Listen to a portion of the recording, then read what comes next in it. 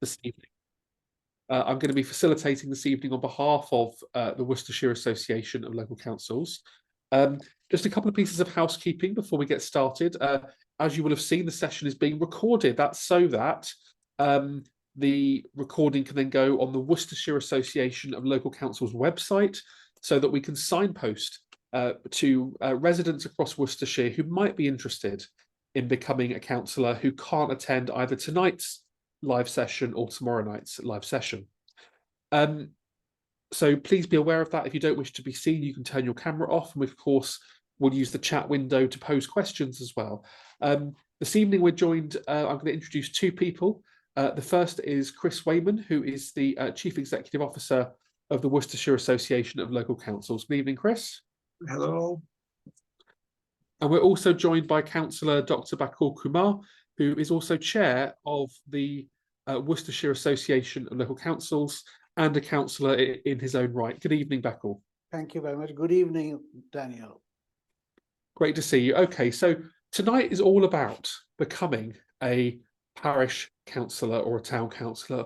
We're going to look at the role of local councils in their communities. We're going to try and demystify the role of councillor as well, because it's often a bit misunderstood, and actually councillors really are community champions in their area. And then we're going to give opportunity for people to ask questions as we go through, and we'll go from there. We'll also talk about the process of getting elected and candidacy as well. So to get us started this evening, and again, if you're live with us on Zoom, please do share experiences if you are a councillor on chat, or pose questions using the chat window, please. Again, we are recording. I'm going to hand over to Bakul as a councillor and as chairman of the Worcestershire Association to talk a little bit about what our local councils do and the role of councillor. Bakul, over to you. Thank you, Daniel. Being a councillor is all about giving back something to your community. You need to have your energy, passion, and hard-working attitude, which will take you forward in the community. I think you can make a real difference to the local community and wider society in a number of ways as a councillor. For example, you may find yourself representing the views of the local council, local people, and supporting the residents with their queries. For example, they may have problem with a planning issue or environmental issue. So these are a number of areas where you can help a local resident and shape the community by driving newer ideas. I think it's also important is to understand it's not a very complex role. It can be as simple as possible, or it can be as complex as you would like. It is not as time consuming as one would expect, or you can put in as much time as you would wish for the community's sake. Just give you an example. You can spend an hour in the parish council meeting, but if you're allocated a particular special interest, such as planning or environment or communications, you may spend a couple of hours each month to explore the ideas, what is going on in planning or in environmental issues. So this depends on you as an individual and how much you can contribute. That is important. You don't need any experience at all to be a councillor.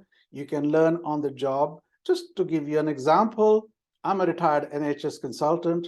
I was asked to join the parish council by one of our resident who is a parish councillor for 20 years. She is retiring soon this year. But because of that, I joined and I took a lot of interest. And within 6 months, they asked me to be the vice chair. And in a year, I became the chair of the local parish council. So I've been a parish councillor for 2 years. And in the last 8 months, I've also been a chair of Worcester CALC. So I think it depends on how much you can enthuse yourself.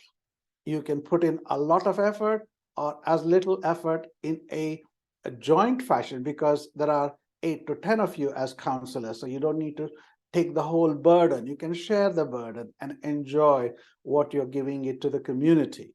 So this is something to think about. Are we paid any allowance? The answer is some people are paid allowance as a chair. If you are going to a meeting, etc., you can pay a nominal allowance. But as a chair of my parish council, I have an allowance to organize residents' dinner party for people who have helped, the volunteers who have helped over the year. But that doesn't come to my pocket. It just comes out of my pocket as chairman's expenses. So I think there are a lot of perks, and the important thing to understand is the joy you will get as being a parish councillor. Okay. Absolutely. Again, if anyone has any questions, please do put them in the chat window, or indeed any experiences to share as to the role of councils. And of course, across Worcestershire alone, as well as nationally, there are many, many local councils representing the very kind of local communities. When we say local councils, we mean parish and town councils.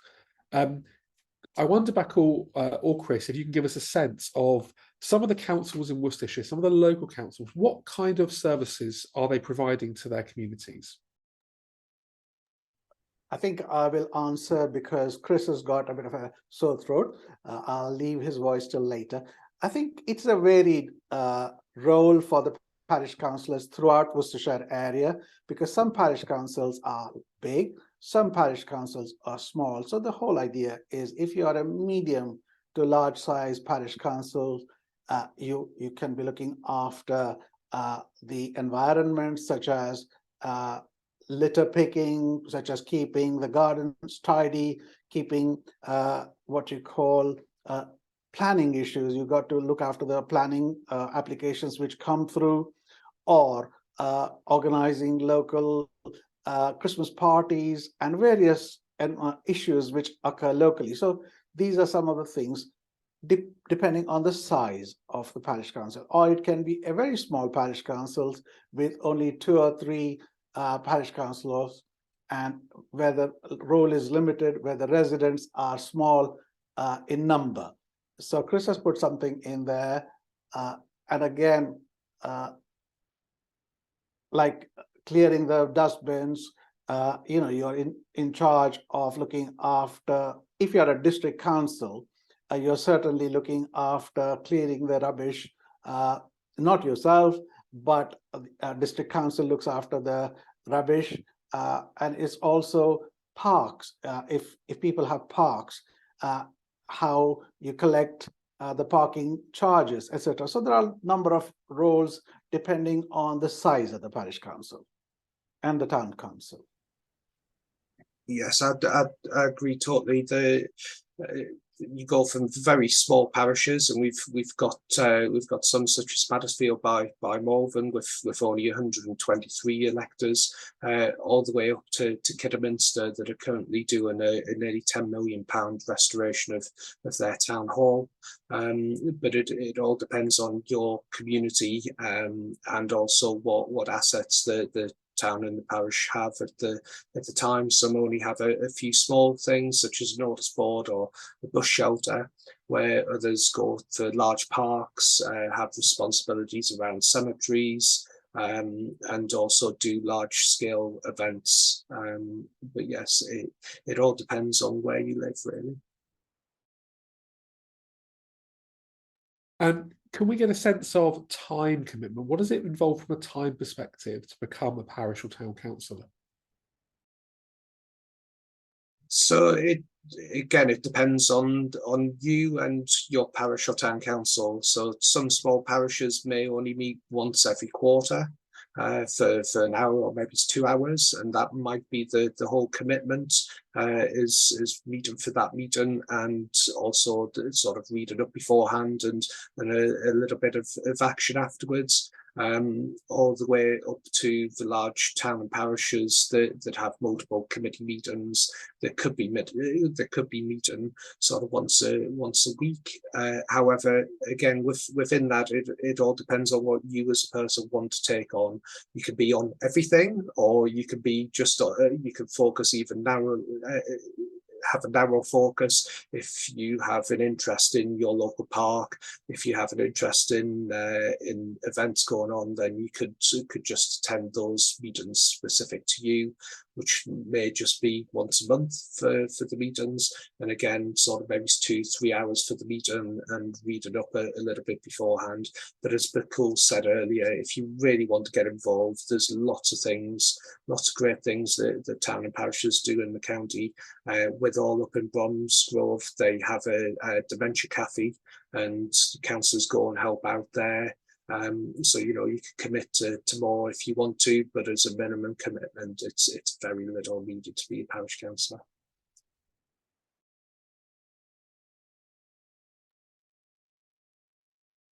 Thank you. I wonder, going back to Bakul, actually, whether Bakul, what advice would you give to somebody who has thought possibly about standing for to be a councillor, but hasn't necessarily thought it's for somebody like them, or they're worried whether it's from a confidence perspective, or just not sure whether they've got anything to contribute? What sort of advice would you give to somebody thinking about it but hasn't yet made the decision to stand? Okay.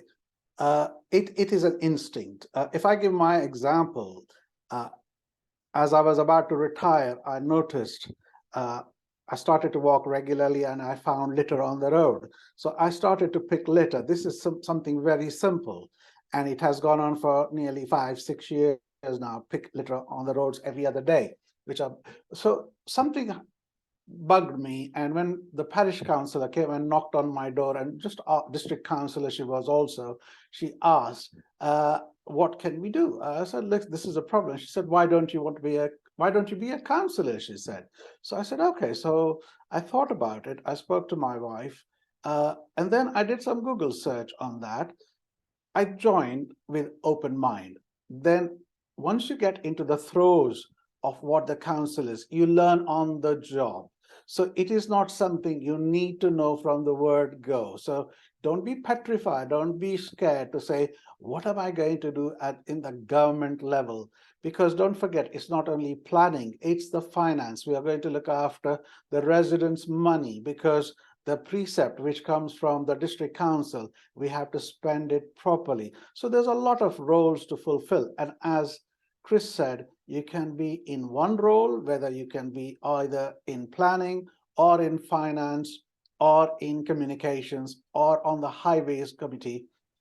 You can take up any role, but you can learn on the job, because there will be 1 or 2 fellow councillors who've been there. Don't forget, your executive officer or the clerk is there, who is going to teach you, hold your hand, and take you through the process every time. So you're not supposed to know everything on the day one. So don't be put off. If it is something you want to do and you think, I have the time and energy to do it, I want to do something for the community, go for it. So that is my advice. I would echo Bakul's comments, is you're not alone. Most parishes have at least 5 councillors, going up to the larger ones with sort of 20, 24 councillors. And you've got those fellow councillors to learn from, but you also have a normally paid officer, a parish clerk or a town clerk or an executive officer who's there to help guide you through the process, and in many cases have been there for a large number of years and gone through sort of cycles before, so they should be there to provide advice and help. And you know, as a last stop, we're here to help councillors and councils to develop.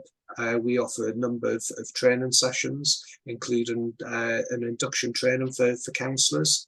And then we've got further training that can progress beyond that and can help you specialise in different areas that you've got an interest in.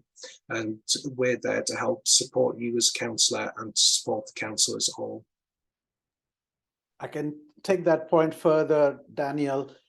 Some of you are into professions where you need continuing professional development, where you need to collect points every year for the continuing professional development. So also in the parish council, we have to be up to date with what is going on. So there are courses, as Chris said, we need to learn, we need to update ourselves. There are a number of courses which are held by not only Worcestershire CALC, but the CALC as well. So I think it's important to learn every year. Something new comes up, to join these meetings, and it helps to run the council smoothly rather than be there and say, I know everything about it. Nobody knows everything. So you got to keep up to date with whatever new information comes up in the local councils. Absolutely. And can you talk us through the process, perhaps, for getting elected, and also the eligibility? Are there any specific requirements? Yes, so there are there are a few requirements. I'll just share my screen.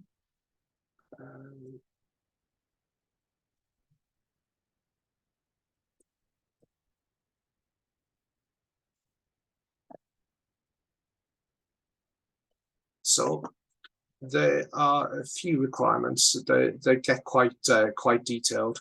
So you must be 18 years of age. You must be a British citizen or an eligible Commonwealth citizen or a citizen of any member state of the European Union. Even though Brexit's happened, there's still a sort of legacy piece of legislation in that allows, if you were born in the European Union but have been resident in the UK, to be elected as a councillor.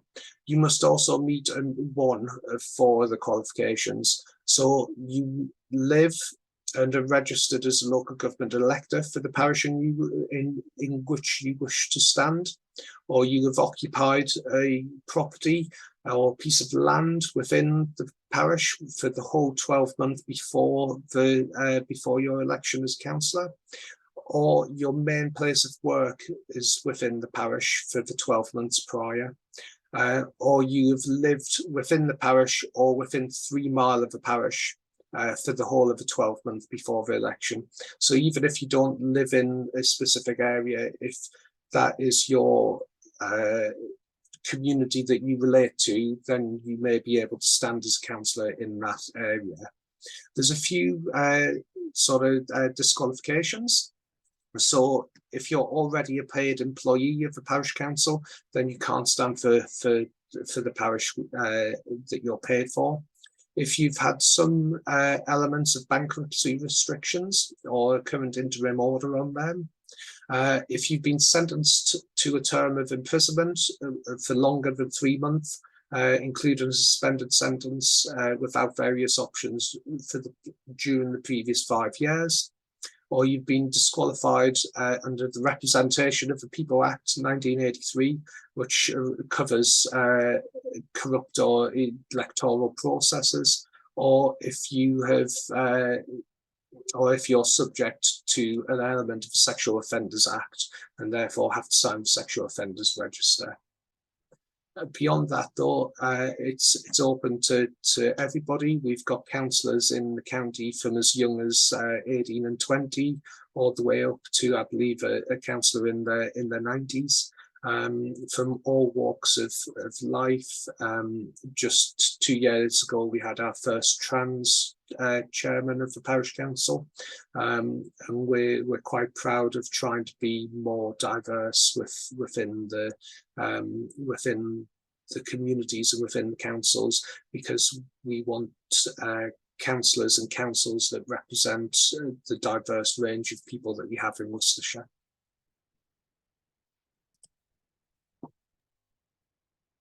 Fantastic, thank you, Chris. I'm just going to pause to see if there are any questions.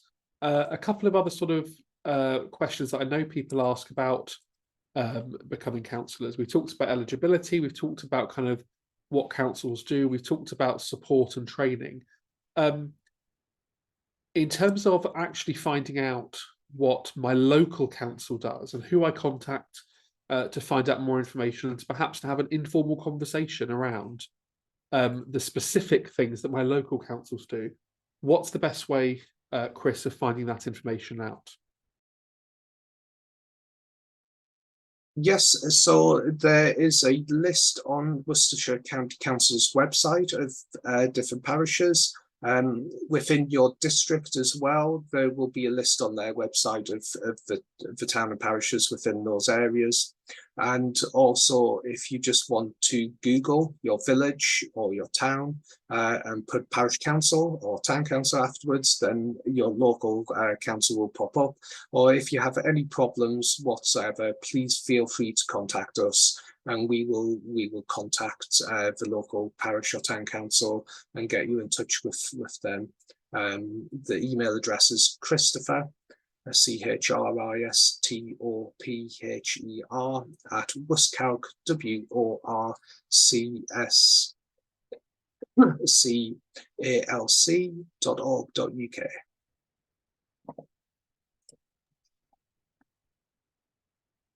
Fantastic. Bakul, is there anything else you would like to say to people who are thinking about becoming councillors? Yeah, I think so.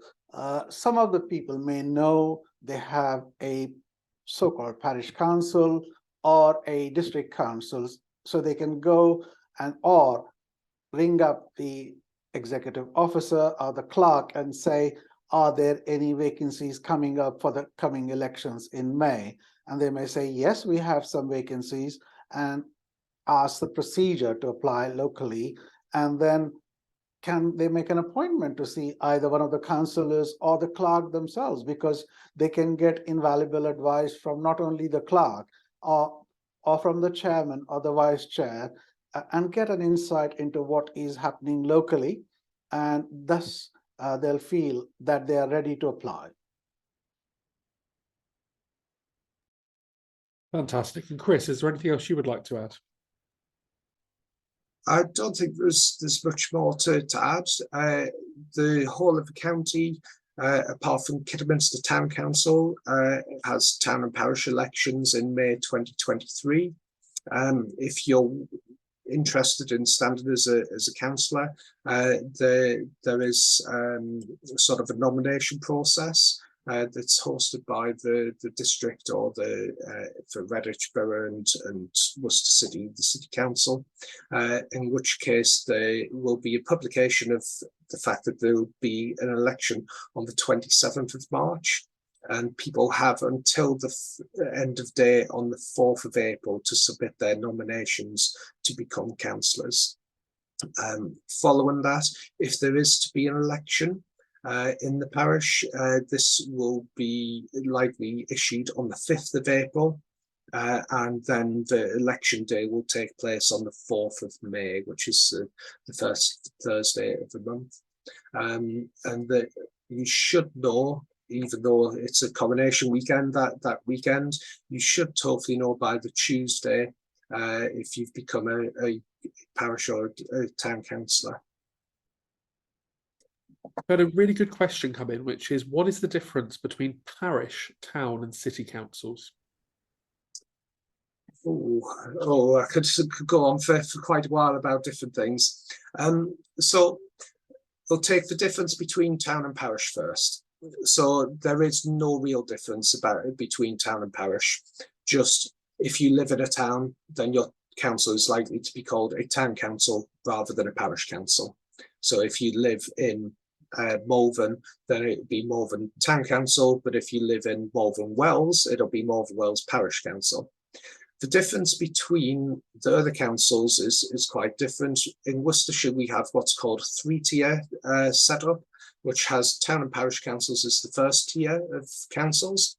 The next tier up are the district, city or borough councils, which are Worcester City, the Redditch Borough, and then Bromsgrove, Wyre Forest, Malvern Hills and Wychavon districts. And they're all the same level. They undertake all the same aspects. So most likely what you will see them do is empty your litter bins, your household refuge. They are the local planning authority and deal with the decisions on them.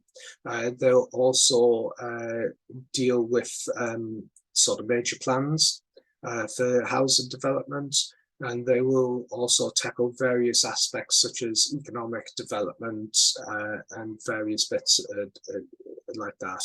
And then above them is Worcestershire County Council, and Worcestershire County deal mostly with roads, with adult social care, and with child social care as well. They do various bits, but they're the three main areas that they cover.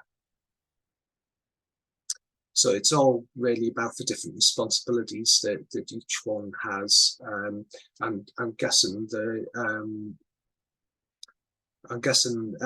questions come from somebody in Worcester, because that's the city council. So you've got the city council sort of covering there, and they do quite a lot. They've got quite a large grounds maintenance team in Worcester City as well.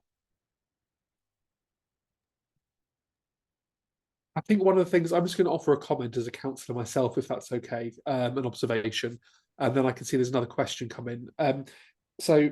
Over the years, I've served as a councillor myself on the town council. I've also served in a different part of the country where I live on other councils, on a county council and a district council.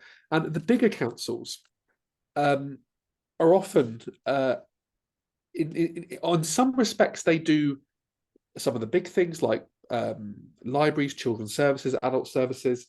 But if you want to go in and try and affect change, it can be quite hard, actually, because they're so big, and to try and get things done can be really hard. Not always, but it certainly can be.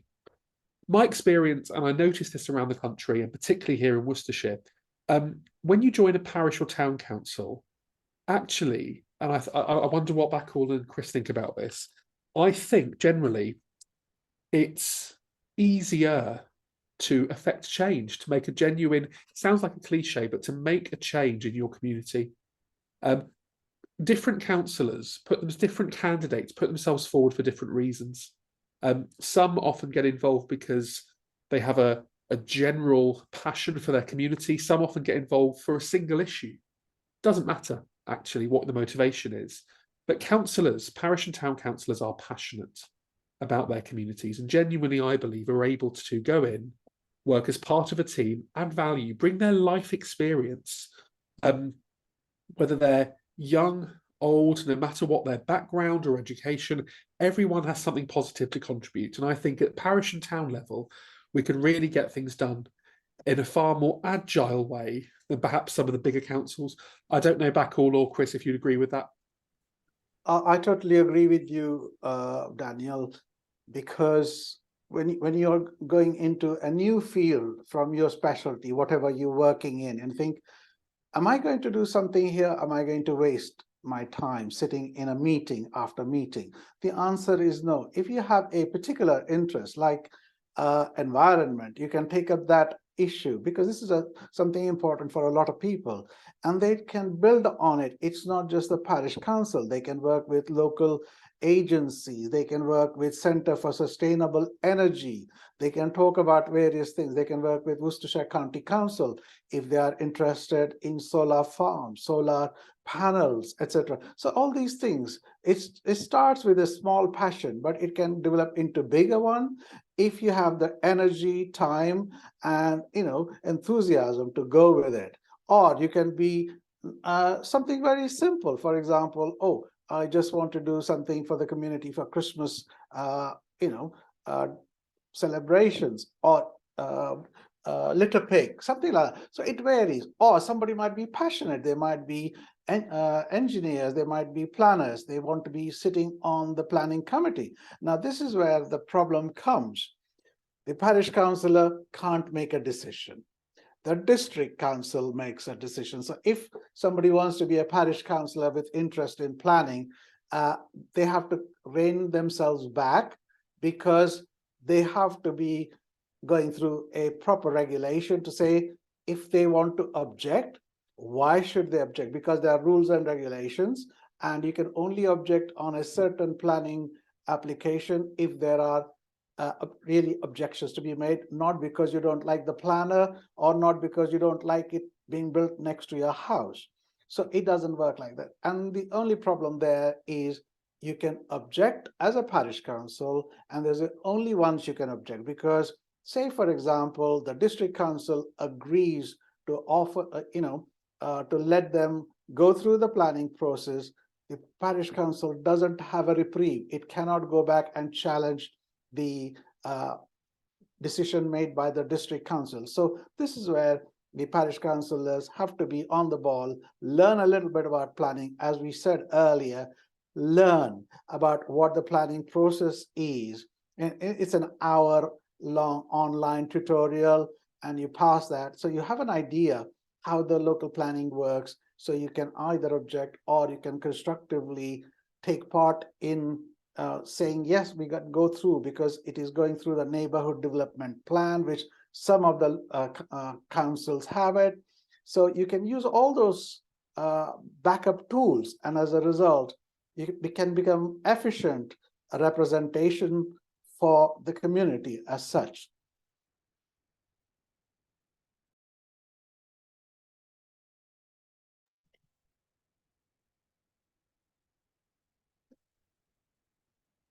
Thank you. I can also see there's a question around groups and parties, and I don't know, Chris, do you want to come in on this from a sort of Worcestershire-wide perspective? Yes, so in Worcestershire, we've got 151 town and parish councils. I would say probably about 10 of those are along political lines.